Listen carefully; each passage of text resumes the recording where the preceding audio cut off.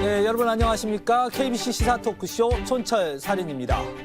지난 한 주 내내 뜨거운 이슈였죠. 세계 스카우트 잼버리 대회가 파행을 거듭하면서 정치권은 책임 공방을 이어가고 있습니다. 더불어민주당 혁신위원회는 혁신은커녕 조기 퇴장 요구가 거세지고 있는 가운데 각 계파들의 이합집산 움직임도 포착되면서 당내 분위기가 어수선합니다. 국민의힘은 총선 공천 사전 작업이 시작됐습니다. 여의도에 공천 부적격자 리스트가 떠도는가 하면 유승민, 이준석 포용론도 제기되고 있습니다. 한 주간의 이슈를 속속들이 파헤쳐 촌철살인 분석해보는 시간. 오늘도 국민의힘 천하람 순창갑 당협위원장, 더불어민주당 설주환 법률위원회 부위원장과 함께하겠습니다. 어서 오십시오. 네, 안녕하십니까. 안녕하십니까. 네, 우리 천 위원장님 2주간 쉬셨어요. 네. 저는 한 주간 휴가 갔다 왔거든요. 잘하셨습니다. 그런데 또 유튜브 방송도 시작을 하셨어요? 예, 이게 이제 저희 뭐 여의도 재건축 조합이라고 해가지고 네. 저랑 이준석 대표랑 이긴 그 경기도 의원이랑 같이 시작했는데요. 사실 이게 저희가 보면은 뭐 우리 촌철살이는 워낙 또 품격 있게 또 그렇죠. 내용 있게 잘 네. 가지만은 대부분의 정치 시사 방송이 보면 뭐 그날 싸우는 얘기들이 주로 많지 않습니까? 그래서 조금 정책적인 대안을 준비하는 이런 유튜브 한번 해보자 그래가지고 뭐 열심히 하고 있습니다. 그런가 하면 우리 설 변호사님은 여기저기 방송을 진짜 많이 출연하시면서도 네. 꾸준히 저희 촌철살인에 출석을 많이 해줘서 저희가 무슨 개근상 하나 네. 준비를 해야 될 것 같아요. 두 분 안 계시는 동안 여기 지키고 있었습니다. 고맙습니다. 네, 품격 있는 방송 첫 번째 주제 한번 들어가 보겠습니다. 새만금 잼버리 부실 준비 책임론을 들고 와봤습니다.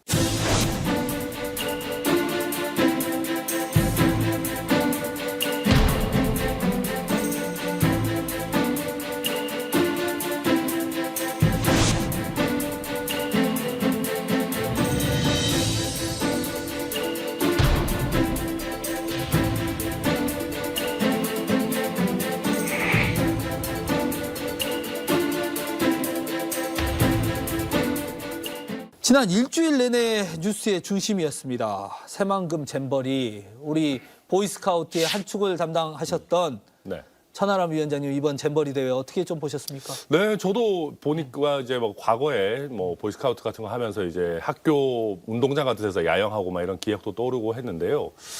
저는 이번 잼버리 대회가 아무튼 몇 가지 좀 특이점을 남기긴 했어요. 일단 첫 번째는 대한민국이 사실 벼락치기에 능한 나라인데 대한민국의 벼락치기가 통하지 않은 케이스가 굉장히 오랜만에 나왔습니다. 그러면서 사실은 이 새만금이라고 하는 곳에 대한 국민들의 실망이나 혐오까지 좀 더해진 것 같아요. 그러니까 이게 그런 비판들이 좀 나오죠.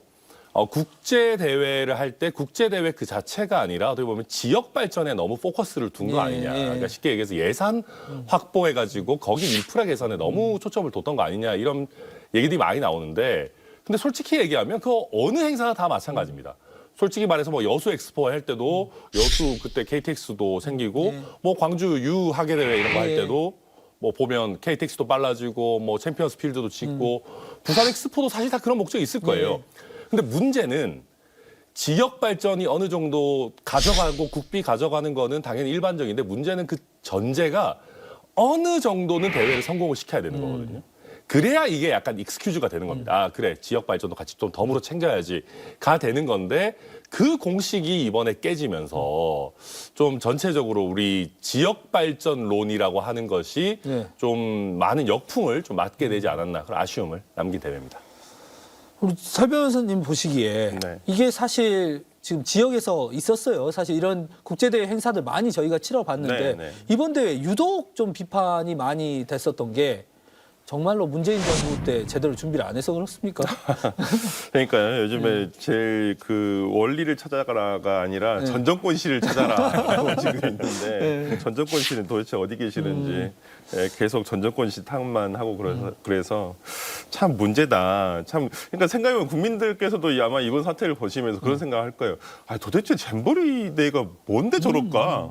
아니 뭐 이렇게 나라가 온통 다 그냥 뭐 들쑤시고 나가지고 떠들썩하게 이렇게까지 지금 난리까 이 생각을 안 하신 국민들이 없으실 거예요. 도대체 왜 국무총리는 저렇게 하고 있고 행안부 장관은 저러고 여가부 장관은 왜 저러고 있고 이해할 수 없다. 네. 이렇게 엉망이었나? 그리고 우리나라가 지금 대한민국이 전 세계에서 OECD 10대 국가 중에 한 국가인데 네.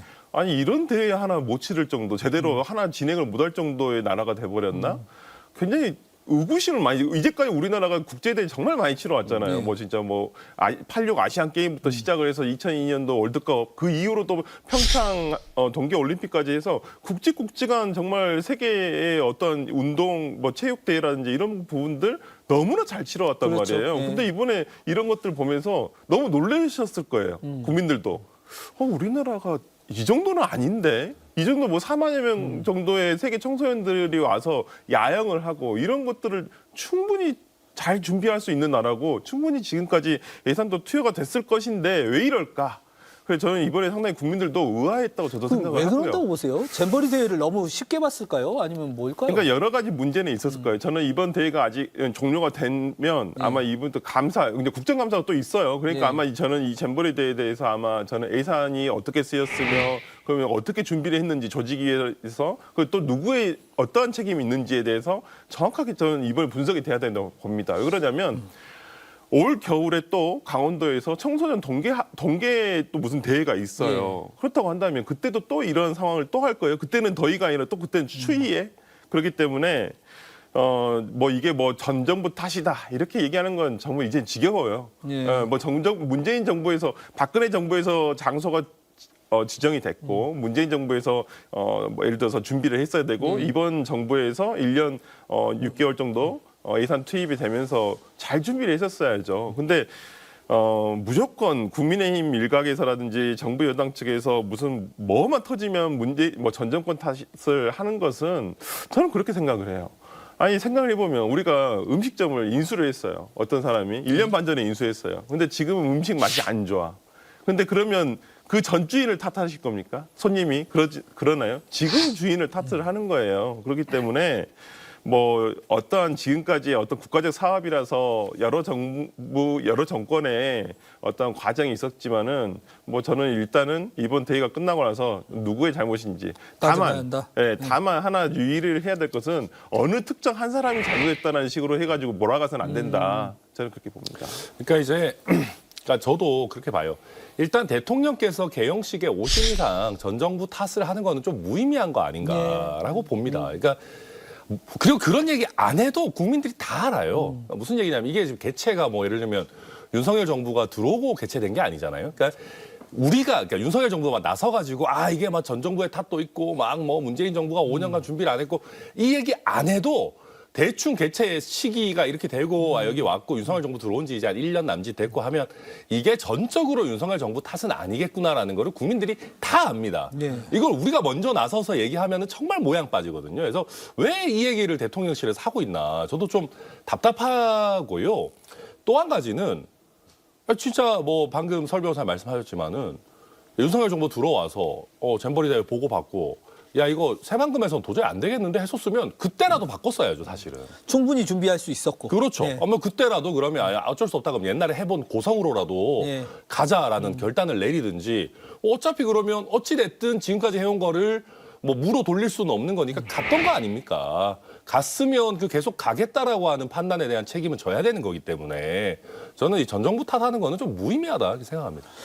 지금 이제 이게 다시 불붙은 게 여가부, 여성가족부가 이번 행사를 주도하면서 전북도와 함께 여성가족부 이번에 폐지해야 되는 거 아니야? 이런 얘기도 나옵니다. 어떻게 생각하십니까? 글쎄요. 그러니까 뭐 일각에서는 뭐 예를 들어서 한동훈 장관 잘못하면 맨날 야당에서 한동훈 장관 사퇴해라, 예. 뭐 원희룡 장관 하면 잘못하면 사퇴해라 하는데 왜 이번에는 여가부 장관 사퇴하라는 얘기를 안 하느냐. 예. 오히려 그 민주당이 지금 여가부 폐지에 반대하고 있으니까 그렇죠. 그러는 거 아니냐라는 예. 어떤 뭐 시선도 있다는 것도 알지만은 저는 김현숙 장관의 무능함과 진짜 부조리함, 오히려 그리고 정무적 감각이 없음에 대해서는 사퇴는 당연하다고 생각하는 네. 거예요. 그렇다고 해서 그 조직을 지금 여성가족부는 원래 윤석열 대통령이 폐지안을 공약으로 걸지 않았겠습니까? 근데 뭐 폐지를 해보자 아니면 기능을 좀 조정해보자라는 논의가 전혀 이루어지지 않았어요. 지금까지. 왜?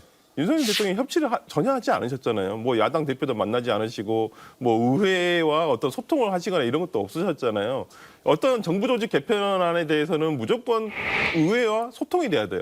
어차피 입법 사항이니까요. 예. 그런데 지금 그러한 내용도 하나도 없었기 때문에 여성가족부가 지금까지 존치하고 있었습니다마는 이번 대회를 겪으면서 알았겠죠. 아, 폐지를 하러 들어간 장관이 어떠한 정말 부작용을 보여주는지. 네. 김현숙 장관이 보여주고 계시는 거예요. 일단 김현숙 장관 개인에 대해서는 당연합니다. 사퇴는 당연하고 오히려 책임을 물어야 돼요.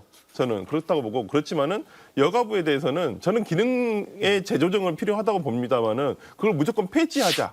이런 일 때문에 폐지하자. 이렇게 가는 것은 안 돼요. 그러면 장관이 뭘 잘못하면 예를 들어서 원희룡 장관이 저렇게 뭐 예를 들어 국토부에서 잘못하면 국토부 폐지해야 돼요? 그렇게 얘기 안 하잖아요. 그러니까 저는 그러니까 개편안에 대해서는 저도 동의를 합니다만은 뭐 이번 사건을 계기로 해서 아 좋아 여가부 폐지해버려야지 이렇게 가는 것은 너무 극단적인 선택이다.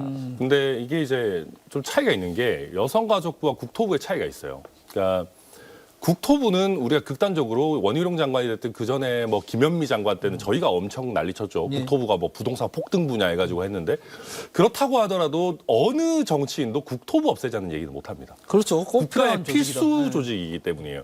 근데 여성가족부 같은 경우에 이번에 이제 잼버리와 관련해서 나오는 여러 이슈들이 뭐냐면은 단순히 장관 한 명뿐만 아니라 뭐 예를 들면 조직이 사무총장으로 나가 있는 여가부 출신의 이제 고위공직자 예. 출신이죠.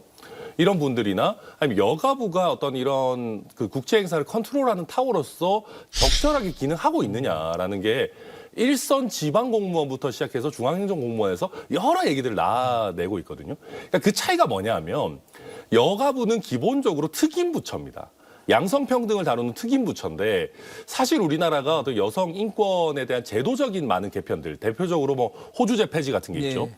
그런 게 달성되고 나서는 양성평등이라고 하는 본래적인 기능을 담당할 게 많이 줄어들었어요. 그러다 보니까 부처 자체가 할 일이 좀 없어지다 보니까 그래도 뭐라도 일거리를 줘야 되니까 가족 기능, 청소년 기능 같은 것들을 좀 어떻게 보면 억지로 붙여주는 거거든요.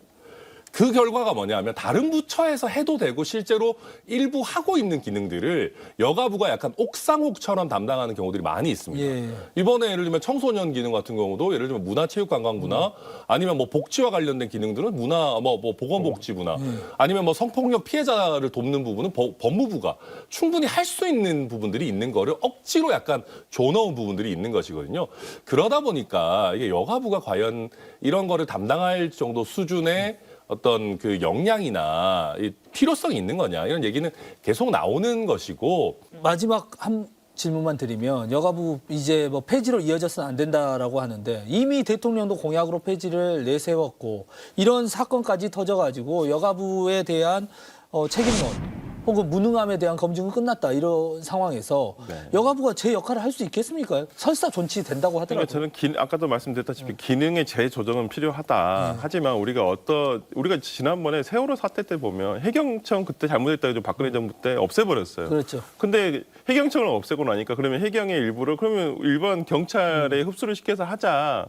근데 또 분야가 틀려요. 예. 그리고 다뤄온 사건들이 많이 다르기 때문에 필요했던 조직이었다고 저는 봐요. 그래서 다시 우리가 부활을 하지 않았겠습니까? 그러니까 저는 여성가족부 아까 천 위원장의 말씀도 충분히 저는 일리가 있다고 보여요. 그러니까 어찌 보면 다른 부서에서도 할 수 있는 것들을 하나씩 가져와서 할 수 있는 거예요. 근데 그걸 어떤 이걸 보건복지부 같은 경우는 정말 거대한 조직이거든요. 거기에 어느 한 부서냐 그것과 또 예를 들어 법무부에서의 한 부서냐 그것과 오히려 여성가족부라는 데서 오히려 독자적으로 그걸 해 나갔을 때 또 다른 면이 있을 수도 있거든요. 예. 저는 그런 면에서라면 물론 보는 시각이라든지 중점을 어디에 둘 것이냐에 따라 달라질 수는 있는 문제지만은 저는 일단은 뭐 여기에 대해서 논의를 해보자는 거예요. 예. 없앨 것이냐 아니면 재조정을 할 것이냐 무조건 없애면 그러면 없앤 다음에 어떻게 할 것이냐 예. 이런 논의가 안 되는 상황이 저는 답답하다는 거예요. 대통령께서도 이런 부분에 대해서 논의를 좀 해달라라고 하면 의회에서 왜 논의를 안 하겠습니까? 그런 부분이 아쉽다는 거죠. 국회에서 논의를 한번 해볼 수 있고 그 장이 좀 국회가 돼야 된다 이런 그럼요. 말씀이신 것 같고요.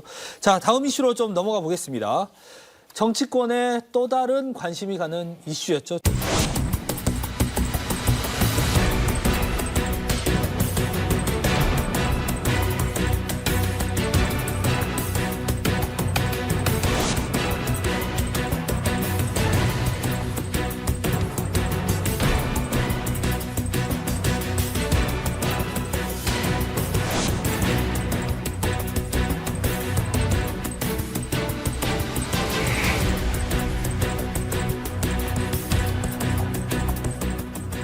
쌍방울 대북 송금 사건과 연루된 이화영 전 경기도 평화부지사의 재판이 열렸는데 아주 재미있었다고 할까요? 파행이었는데 우리 천 위원장님도 변호사신데 네. 이런 경우 있습니까? 변호사가 재판장과 싸우고 검사와 싸우고 자기 의뢰인과도 나를 세우고 판사와 검사와 변호인이 싸우는 일은 꽤 있을 수 있습니다. 예. 그러니까 물론 재판장과는 가능하면 잘 안 싸우죠. 왜냐하면 재판장은 판단하시는 분이고, 그러니까 뭐 검사랑은 얼마든지 싸울 수 있죠. 특히 검찰이 부당하게 어떤 뭐 재판에 뭐 증거 신청을 한다든지 뭐 이렇게 뭐 유도 신문을 한다든지 하면은 뭐 공판 검사랑은 얼마든지 싸울 수 있어요. 근데 여기서 특이한 거는 자기 의뢰인하고 싸운다는 거예요. 예. 그러니까 지금 보면 본인의 의뢰인과 협의가 되지도 않은 뭐 이런저런 서류를 뭐 내고 이거를 가지고 의뢰인하고 막 싸우고 그러고 나서 뭐 사임해버리고 예. 이거는 정말 뭐랄까 우리 변호사 업계에서는 있어서는 안 되는 일이고 징계받을 만한 일이거든요. 그러니까 민사소송에서 이렇게 해도 무슨 짓이냐라는 얘기가 나올 텐데 아니 신변에 관련한 사건을 다루는 형사재판에서 의뢰인 본인하고 협의도 안 된 거를 막 제출하고 막 의뢰인하고 심지어는 막 싸우고 재판 정해서 이거 있어서는 안 되는 일이거든요. 예. 그러니까 이거는 지금 보면 이 재판이라는 게 그런 면에서 정상적이지 않다는 겁니다. 왜 그런? 저는 가끔 가다가 그런 생각하거든요. 변호사 똑똑하잖아요, 보통 보면. 예. 그러니까 아주 멍청한 사람 잘 없잖아요. 정치인들도 보면 대부분 다 똑똑하잖아요. 예. 근데 많은 국민들이 정치인들이 헛소리 할 때 저 사람은 왜 저렇게 똑똑한 사람이 헛소리 할까 느끼실 거예요. 근데 대부분 헛소리 하는 경우는 보면 자기가 생각을 하는 뭐라고 해야 될까? 자기가 섬겨야 되는 주인이 여러 명일 때 헛소리가 나옵니다. 예를 들면 내가 생각했을 때 내 소신은 A인데 예. A라고 얘기하면 누군가가 날 싫어하겠지. 권력자 눈치 봐서 B라고 얘기해야 돼. 근데 보면 권력자가 한 명이 꼭 아니잖아요. 뭐 대통령은 이렇게 생각하고 뭐 당대표는 저렇게 생각할 수도 있는 거니까 막 이런저런 생각이 뒤섞이면은 정치인이 하는 행동이나 말이 산으로 가요. 예. 변호사도 마찬가지입니다.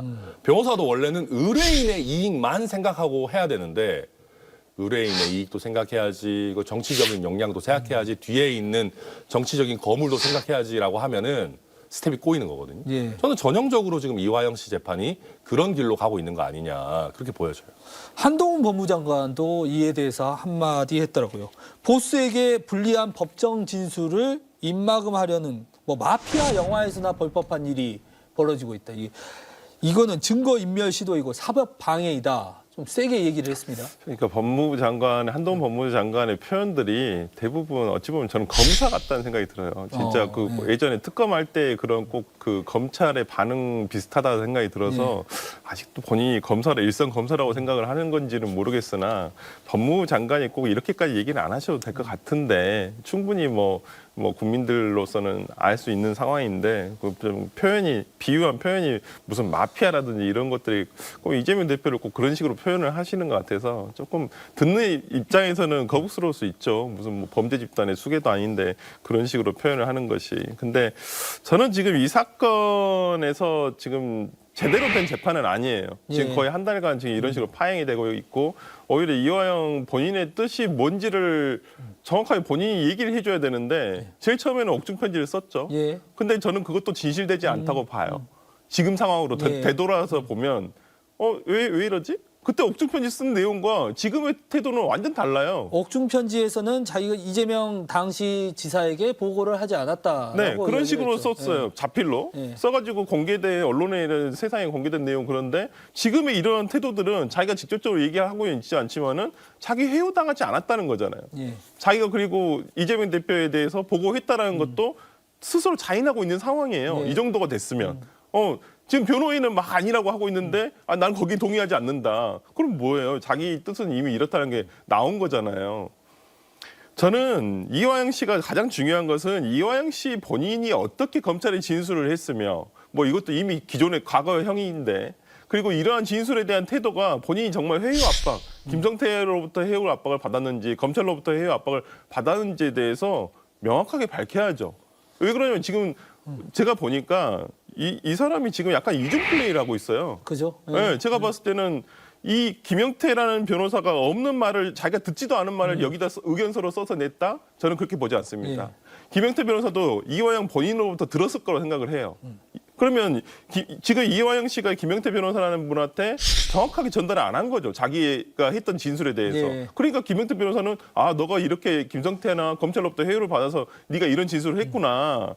이렇게 얘기를 하고 있는 거예요. 그럼 이화영 씨 본인이 밝혀야죠. 지금 보니까 제가 봤을 때는 이중 플레이를 하고 있는 것 같아서 저는 이게 꼭 본인한테 득이 되려고 그러나? 전 득이 안 된다고 봐요. 아니 근데 자기 생각을 밝히고 싶어도 예. 막 와이프가 나서가지고 검찰이 막 회유했다 막 이러고 막 절대 우리 남편은 뭐 약간 그런 거잖아요. 그러니까 와이프분이 남편보다 오히려 이제 이재명 대표를 더 열심히 감싸시는 것처럼 보여요. 예. 그리고 이번에 나오는 김영태 변호사도 사실은 부인의 논리를 굉장히 답습하고 있거든요. 저는 그래서 이게 이 변호인의 의견서라고 하는 게 의뢰인 본인과의 소통을 통해서 작성됐다기보다는 와이프 쪽이나 아니면 이런 스토리를 확산시키고 싶어하는 쪽에서 더 강하게 압력을 넣은 거 아니냐는 생각도 하나 들고요. 그러니까 이런 게 보면 정치적으로도 솔직히 별로 도움이 안 됩니다. 이재명 대표한테. 왜냐하면요. 한번 생각해 보십시오. 어떤 사람의 진술이라는 게 특정 정치인을 약간 감싸려고 하는 진술이 있고 어떤 특정 정치인이 연루됐다 내지는 거기에 보고했다라고 하는 진술이 막 뒤섞여 있어요. 그러면 보통 어떤 게 진실이겠습니까? 보통은 뭔가 이 사람이 연루돼 있고 관여돼 있다라고 하는 적극적인 사실을 얘기하는 게 보통 진실인 경우가 많거든요.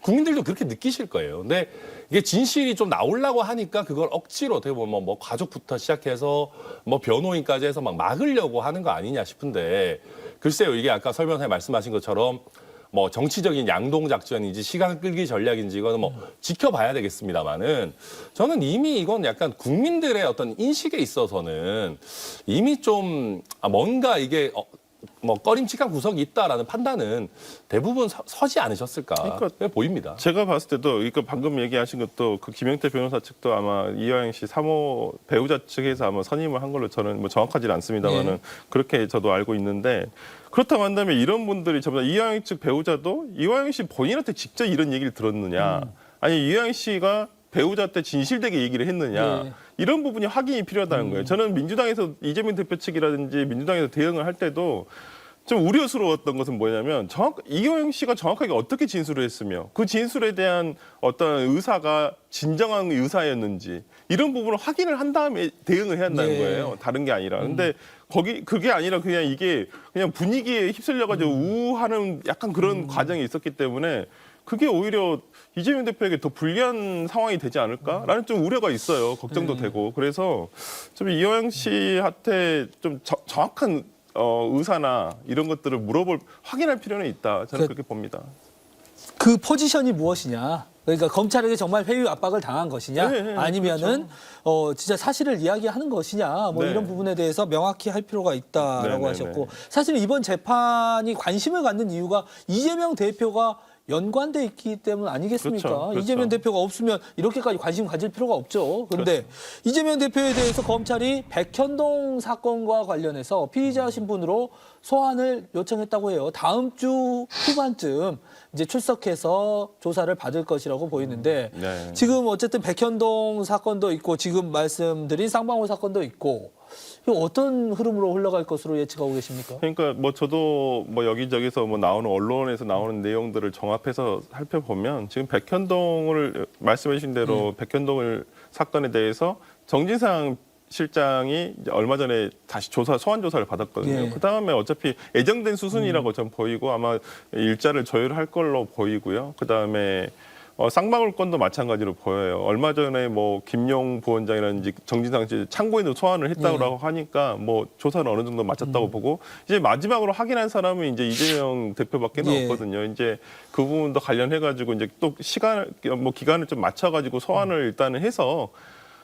진짜 몰랐으면 당연히 몰랐다고 얘기를 할 것이고요. 예. 이 부분에 대해서 정확하게 사실 확인을 해봐야죠. 검찰도 뭐 무조건 뭐 답정너식으로 해서 수사를 해서는 안 되니까 저는 그래서 소환 조사까지는 뭐 기간 8월 말까지 아마 계속 진행되지 않을까 싶고요. 뭐 그 이후에 뭐 절차들은 뭐 그 이후의 상황에 따라서 조사된 내용에 따라서 정해지지 않을까 싶습니다. 우리 살 변호사님은 많이 조심스러우실 것 같아요. 네네. 어떻게 보십니까? 이제 소환 조사까지는 일단 이루어질 것 같고 이번 달 그렇죠. 다음 주 중이면 광복절 지나고 소환 조사가 이루어질 것 같고 그러면 네. 이번 달 내에 과연 영장 청구가 되느냐, 당은 어떻게 되느냐 이런 것들이 관심이거든요.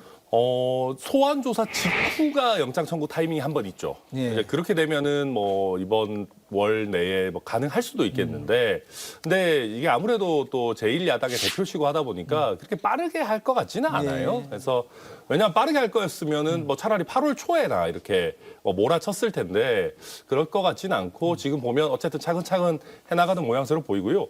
근데 이제 다만 뭐 백현동이야 뭐 이미 우리가 과거에도 계속 봐왔던 거고 이 쌍방울 대북 송금 건 같은 경우 보면 일단 대북 송금이 있었던 거는 거의 이제는 다툼이 거의 없는 것 같아요.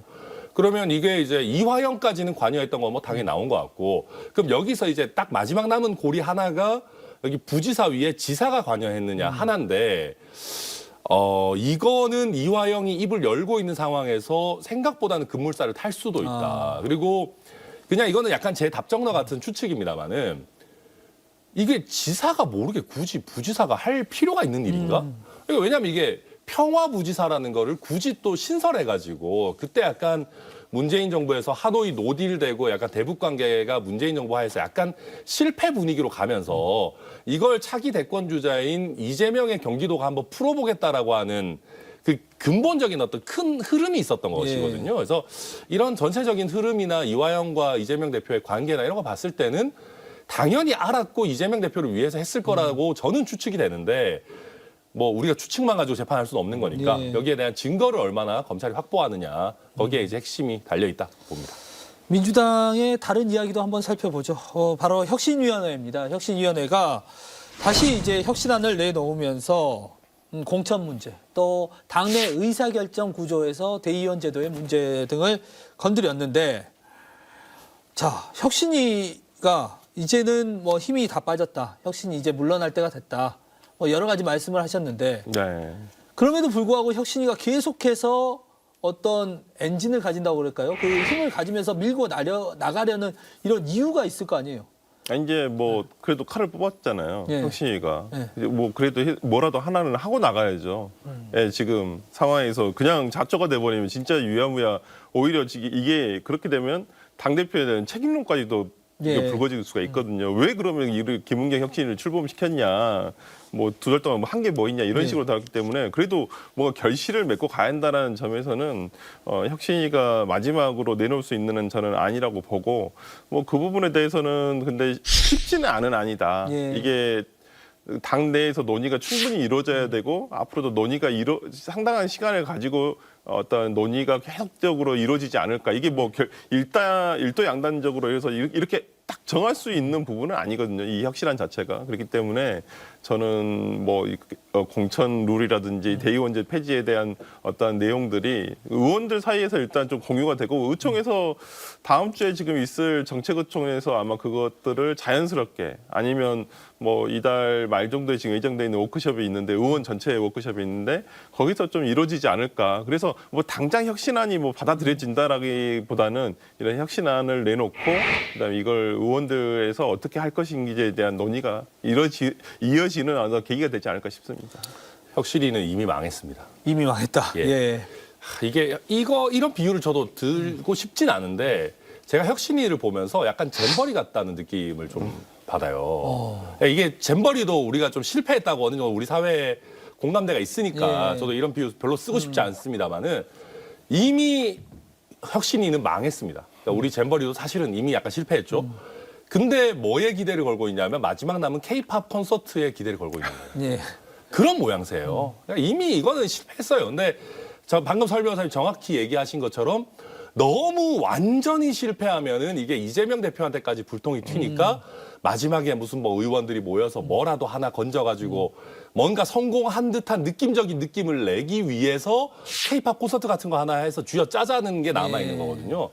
그게 사실 무슨 감동이 있겠습니까? 그래서 그 사실은 이게 초반에도 저도 말씀드렸지만 혁신위의 이게 어떤 힘이 좀 빠지고 사람들이 불체포 동의 그러니까 불체포 특권 포기하는 거 제대로 안 받고 할 때 뭔가 세게 나가가지고 혁신위의 어느 정도 권한을 확보하고 이런 게 있었어야 되는데 그런 거는 아무것도 없고 그 다음에 뭐 노인 폄하 발언을 하질 않나 뭐 개인사에 대한 뭐 이상한 가족 간에 막 이런 얘기까지 나오지 않나 해서 동력을 다 상실했어요. 그래서 남은 거는 이제 민주당 혁신위판 억지로 K-팝 짜내기인데 죄송한 얘기지만 우리 K-팝은 실제 경쟁력이 있는데 여기는 그거 짜낼 만한 경쟁력도 없거든요. 그래서 막판에도 되게 비루하게 좀 마무리되지 않겠나 그러니까 전망합니다. K-팝은 누구나 다 좋아하잖아요. 그렇죠.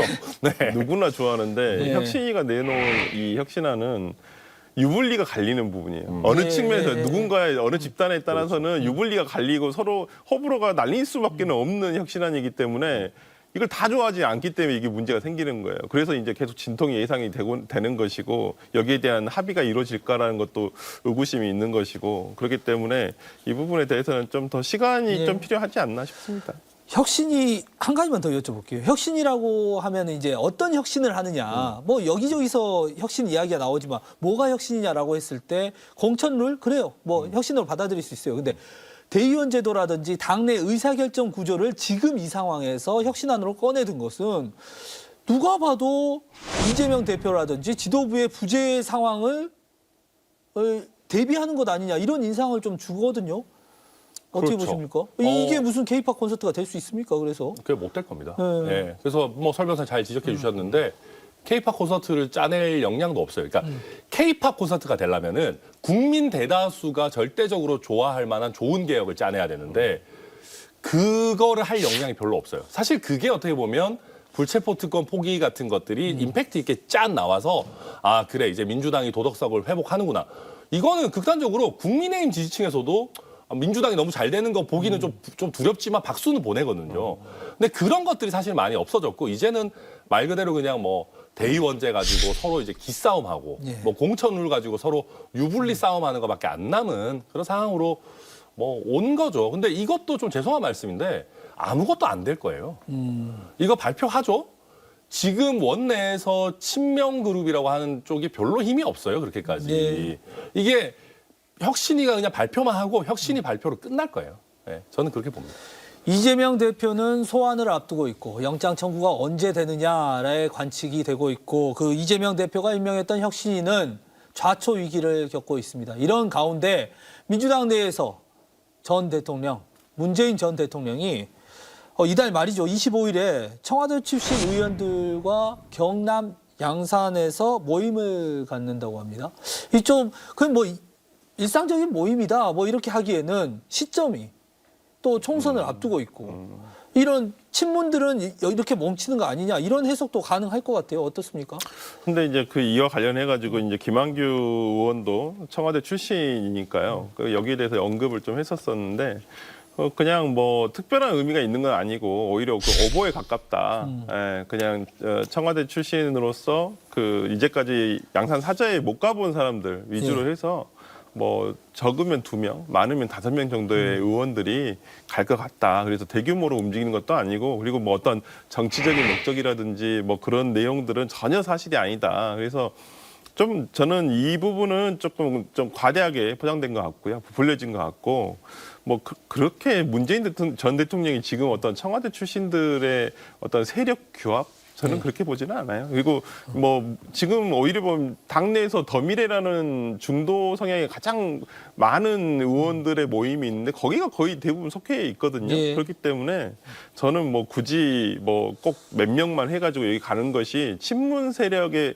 결집이라든지 친문 세력의 부활이라든지 이렇게 보지는 않습니다. 에이, 이게 어떻게 그냥 밥 먹는 겁니까? 네. 아니, 단적인 예로 이준석 전 대표랑 얼마 전에 최경환 전 부총리 밥 그렇죠. 먹어가지고 네. 화제가 된 적이 있었지 네. 않습니까? 본인들도 밥만 먹었대요. 저도 네. 물어봤는데 밥만 네. 먹고 그냥 뭐 일상적인 얘기하고 뭐 덕담하고 그래도 그렇게 모이는 것 자체가 정치적으로 화제가 된다는 걸 서로 다 알고 있는 겁니다. 네.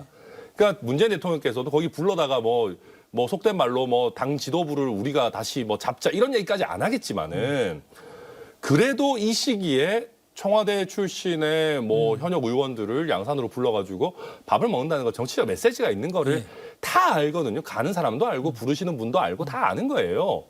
근데 지금 타이밍이 사실 좀 안 좋습니다. 타이밍이 안 좋다 네, 오히려. 안 좋아요. 이게 당내에서 지금 여러 가지 면에서 파열음이 나오고 있는데 이게 마치 또 안 좋게 보는 분들은 이낙연 전 대표 쪽에 힘을 실어주는 행보 아니냐라고 해석할 수도 있는 거고 이재명 대표 리더십은 이미 약해질 대로 약해져 있는데 사실은 그냥 못 봤던 사람들 모여가지고 밥 먹는 정도면 자연스럽게 추석에 방문해서 인사한다든지 얼마 남지도 않았는데 다 할 수 있거든요. 그래서 전체적으로 이거는 아마 지금 이재명 지도부에서 봤을 때 굉장히 불쾌할 거다 이렇게 보여지고요.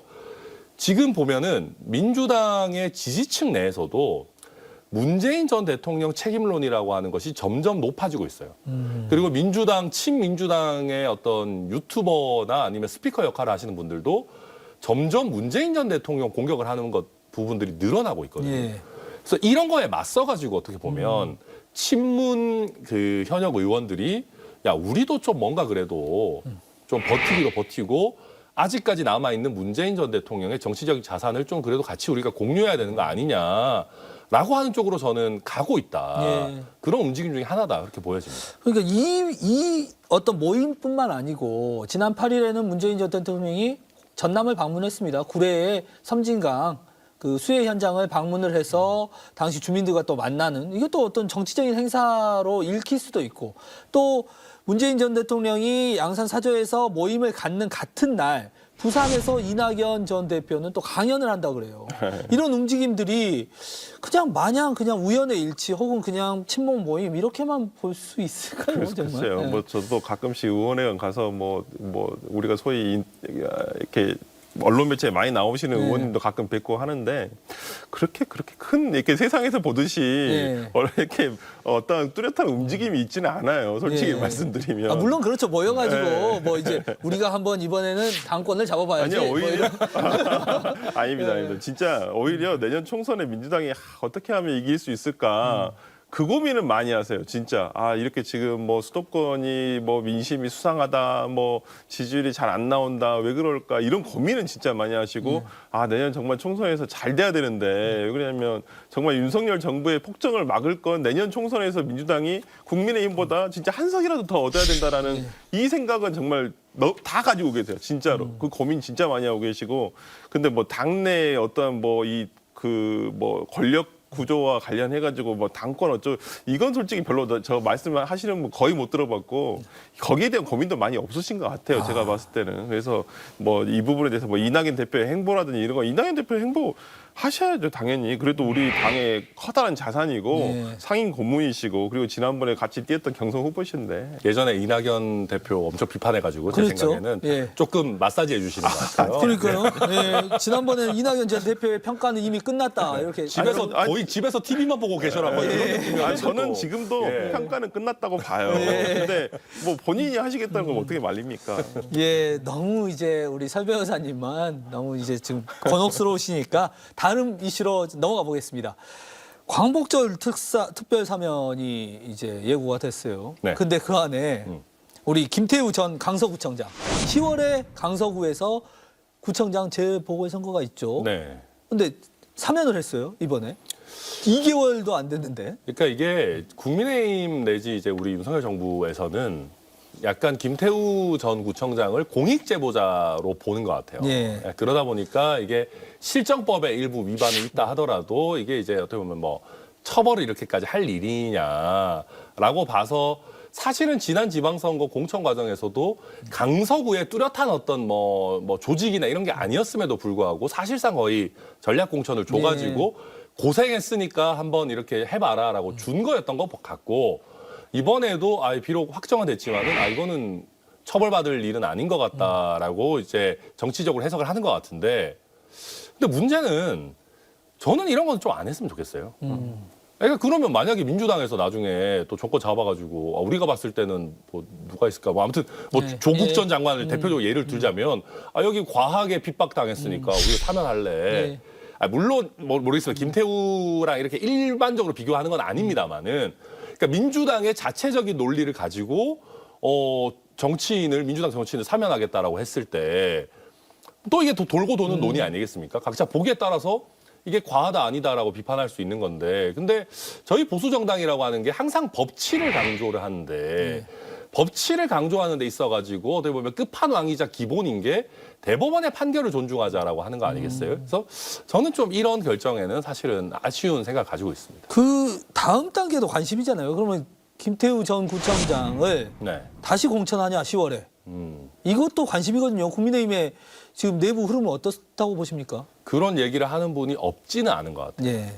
왜냐하면 가서 명예회복을 해야 된다라는 식의 논리인 거죠. 그러니까 뭐 이게 문제가 없었다. 그리고 또 대중들이 보시기에도 문제가 없었다라는 식인데 저는 그거야말로 좀 우리나라 사법부와 직접적으로 싸우자라는 얘기인가 아닌가 싶어서 좀 부적절한 것 같고요. 예. 그렇게 안 갔으면 좋겠고 그리고 설마 그렇게까지 할까 싶습니다. 아마 높은 확률로 강서 쪽에가 지금 국회의원 후보도 조금 애매하거든요. 예. 강서가 워낙 또 지역구도 많고 예. 그렇기 때문에 아마 조금 시간 텀을 뒀다가 총선 정도에 내보내는 걸로 타협점을 찾지 않겠나 그렇게 전망합니다.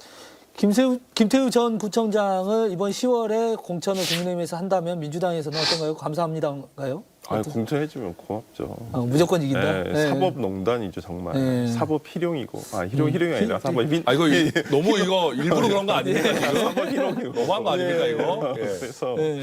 아니 그러니까 진짜 말씀 그대로 보수의 가치라는 게 뭐예요? 악법도 법이다는 예. 거예요. 근데 지금 범죄인이에요, 이분에 대한 대법원 판결이 지금 오해를 하시는 것 같은데 정액제보 해가지고 이 사람이 처벌받은 게 아니에요. 물론 그것도 포함되어 있지만 개인 비리도 있어요, 이분이. 뭐 개인 업체에서 무슨 개인 업체에서 뇌물 받아먹고 이런 것도 있는데 그런 내용들도 다 포함시켜야 되는데 지금 뭔가 국민의 입장에서 너무 한쪽만을 주목시킨 거 아닌가 싶고요.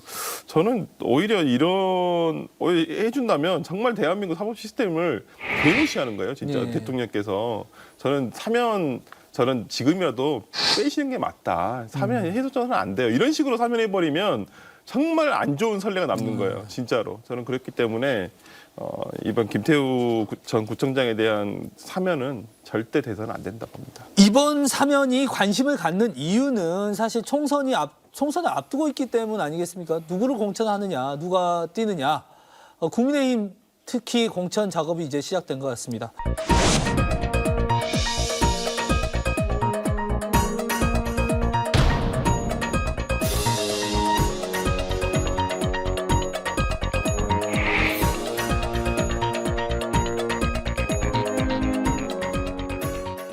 그러면서 총선 공천 부적격자 리스트가 떴습니다. 네, 부적격자께서 한번 말씀을 좀 해주시죠. 어떻게 보십니까? 저도 들어가 있어가지고 예. 깜짝 놀랐어요. 일단 제가 들어간 것 때문에 오히려 여의도에서의 그 리스트의 신뢰도가 많이 떨어졌어요. 예. 왜냐하면 이제 많은 언론인들이나 실제 저희 당에 있는 여러 의원들이 보셨을 때도 저한테 연락 많이 왔어요. 아니 설마 뭐 너를 뭐 안 할 리는 없다. 이렇게. 대안이 없어요. 아니 뭐 꼭 그렇다기보다는 여튼 뭐 그렇고 실제로 말씀드리면 앞으로 이런 총선 부적격자 리스트는 앞으로 한 470개 정도 더 나올 거예요. 예. 많이 만들어요. 그리고 가면 갈수록 더 디테일해집니다.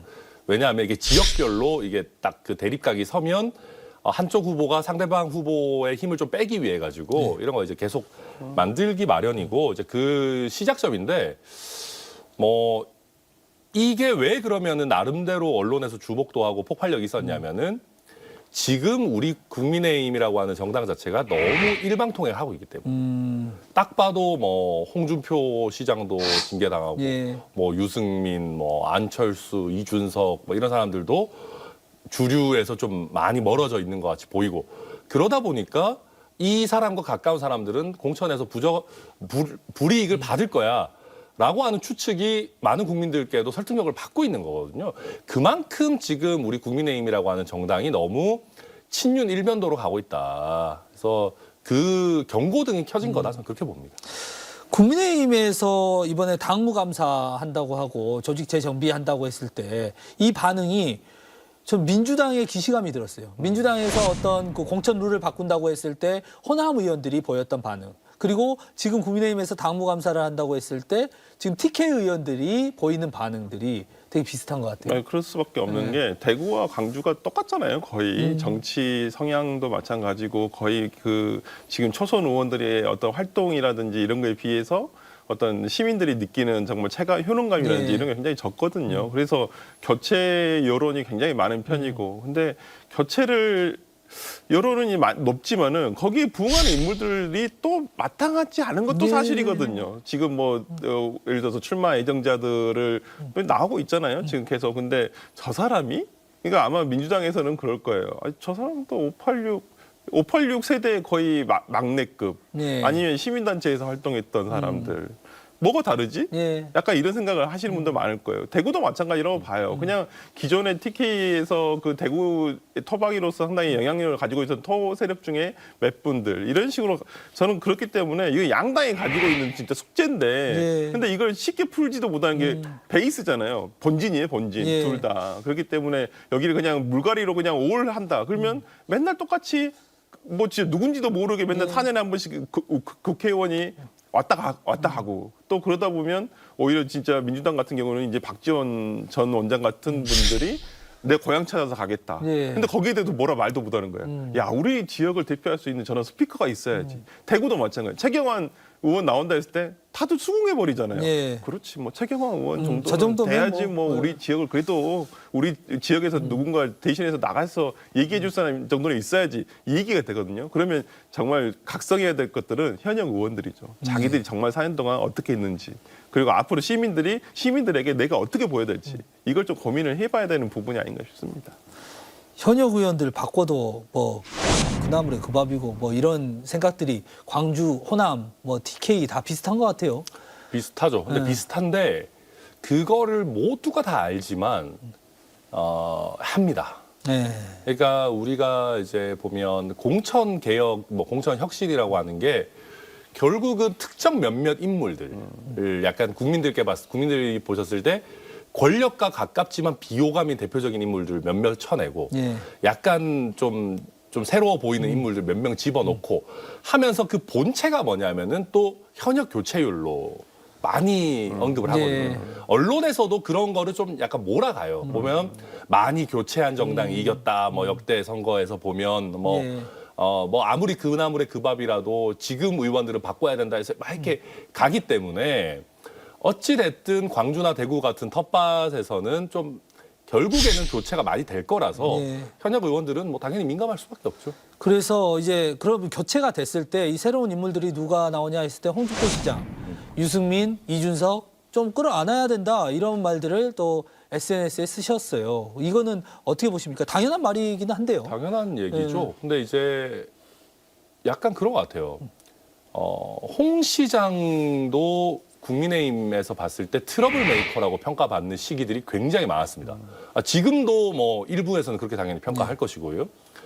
근데 약간 투명 인간보다는 트러블 메이커가 낫다는 생각인 것 같아요. 예, 그러니까 그래야 그 당에 그래도 생기도 돌고. 잊혀지느니. 그렇죠. 예. 그러니까 있으나 마나한 국회의원보다는 그래도 뭔가 다양한 목소리 나오고 그게 뭐 서로 토론도 하고 뭐 좀 이렇게 투닥투닥 하더라도 그게 오히려 국민들이 보셨을 때 살아있는 정당이지 전부 권력에 줄 서가지고 아무 말도 못하는 것보다는 낫지 않냐라는 거를 홍 시장도 본인의 어떤 과거 트러블 메이커 취급 경험에서 약간 좀 뭐 느끼고 있고 그러다 보니까 지금 국민의힘 주류 지지층에서는 조금 약간 트러블 메이커 취급을 받는 유승민, 이준석도 같이 가야 된다. 그렇게 보고 있는 것 같습니다. 두 분 다 의문의 일패예요. 왜 내가 홍준표 시장에게 언급이 돼가지고 예. 별로 반가워하지 않아요. 그건 싫어했을 거예요. 뭐 최근에 그 수해 관련해서 뭐 그러고 뭐 징계당하고 이런 사람이 왜 우리 끌고 들어가? 예. 그랬을 거예요. 아마. 마치 우리 챙겨주는 것처럼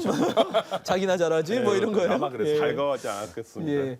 그 이제 시간이 얼마 안 남았는데 마지막으로 총선 이제 8개월 정도 남았는데 여러 가지 총선 전망 예측들이 나오고 있습니다.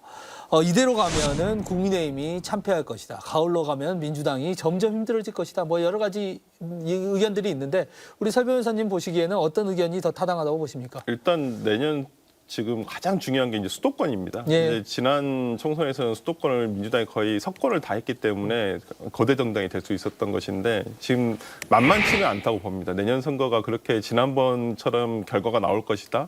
얼마 전에 뭐 이준석 대표가 뭐 국민의힘 100석, 뭐 민주당 180석 이렇게 될 것이다라고 예, 얘기를 했지만은 저는 그건 아니라고 봐요. 그럼 정말 이준석 대표가 국민의힘 사람은 맞구나 이 생각이 예. 들어요. 원래 우리가 읍소 전략이잖아요. 예. 우리 이번에 안 됩니다. 한 표만 더 도와주세요. 이렇게 하는 게 있는데 이준석 대표가 저런 식으로 또 결집을 하는구나. 그래서 약간 역시 얄미운 사람이다 이 생각이 좀 들었고요. 예.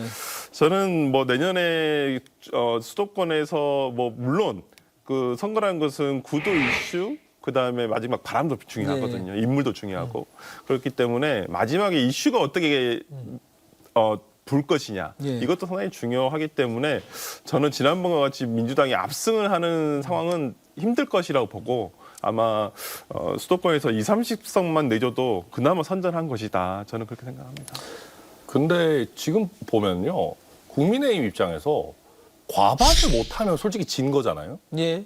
근데 과반을 할 정도로 분위기가 올라가고 있느냐는 거는 지금 굉장히 어려운 문제거든요. 예. 그러니까 100대 180까지 안 되더라도 뭐 냉정하게 얘기해서 뭐 120대 150으로 져도 진 거 아니겠습니까?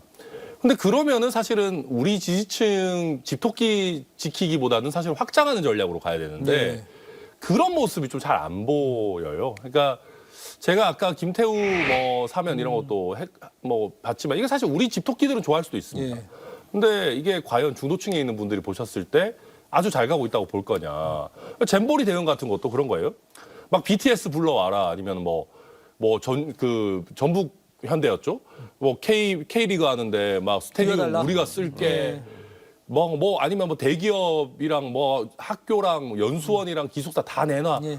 되게 국가주의적인 거거든요. 약간 예전에 약간 전체주의적인 시대 같은 느낌의 이게 보면 보수가 세대가 그 과거에 약간 그 국가주도의 약간 권위주의적인 그런 걸 좋아하시는 세대가 있고 그게 사실은 저희 집토끼를 많이 구성을 하거든요. 예.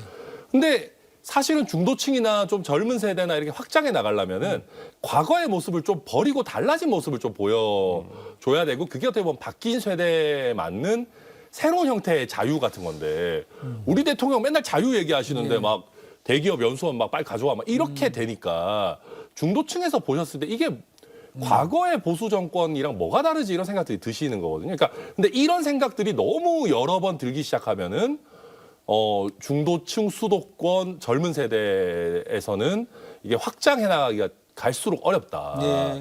좀 저희가 확장하는 모습을 좀 보여줘야 되는데 원래 걱정이에요. 확장에 대한 생각은 없었던 것 같아요. 얼마 전에 장재원 의원 인터뷰를 봐도 내년에 우리는 민주당보다 한 석만 더 많으면 된다라고 얘기해요. 그러니까 오히려 의석수를 과반 이상 가져가는 것보다는 민주당보다 한 석이나 더 많아서 국회의장을 자기들이 가져오는 거. 그러니까 의회 주도권을 본인들이 가져갈 수 있도록 하겠다라고 지금 생각을 하는 것이 오히려 총선 전략이 아닌가. 그래서 예. 집토끼를 최대한 잘 지키는 전략으로 가는 것은 아닌가라는 생각이 좀 듭니다. 그렇죠. 예. 네. 오늘은 시간이 다 돼서 여기까지 듣도록 하겠습니다. 한마디 말로 사람을 감동시키고 세상을 변화시키는 KBC 시사 토크쇼 촌철살인 여기서 마칩니다. 시청해주신 여러분 고맙습니다. 두 분 감사합니다.